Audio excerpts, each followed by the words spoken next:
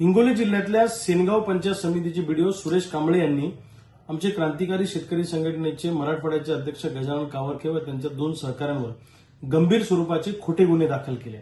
यामध्ये त्यांनी अॅट्रॉसिटीचा गुन्हा आमच्या मराठवाड्याच्या अध्यक्षावर दाखल केला, 353 सरकारी कामात अडथळा दाखल केला।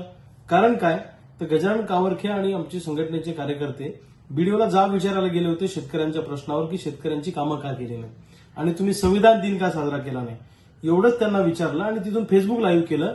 तर बीडीओ सेनगावचे त्यांच्या जिव्हारी लागलं, त्यांचा जळफळाट झाला आणि त्यांचं सत्य लोकांसमोर आणल्यामुळे त्यांनी अॅट्रॉसिटी सारखा खोटा गुन्हा दाखल केला गजानन कावरखे यांच्यावर आणि सरकारी कामात अडथळ्याचा।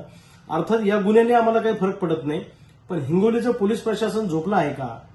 जर असं कुणी कोणत्याही पद्धतीच्या तक्रारी देत असतील आणि क्रांतिकारी शेतकरी संघटनेच्या कार्यकर्त्यांवर जर का खोटे गुन्हे दाखल होत असतील तर हे कदापि खपून घेतलं जाणार नाही। संबंधित बीडीओला मी सांगतो, एका गुन्ह्याने आम्हाला काही फरक पडत नाही, लक्षात ठेवा। एक गुन्हा केला काय 2 गुन्हे केले काय, पण पोलीस तिथले एसपी डीवायएसपी आणि ठाणेदाराला माझी आव्हान आहे की अशा पद्धतीनं जर कोणी आपल्या जातीचा आधार घेऊन अॅट्रॉसिटी सारखे खोटे गुन्हे दाखल करत असेल तर उद्या चळवळी करायची की नाही करायच्या, उद्या आंदोलन करायची की नाही करायची, अधिकाऱ्याला प्रश्न विचारायचे की नाही विचारायचे।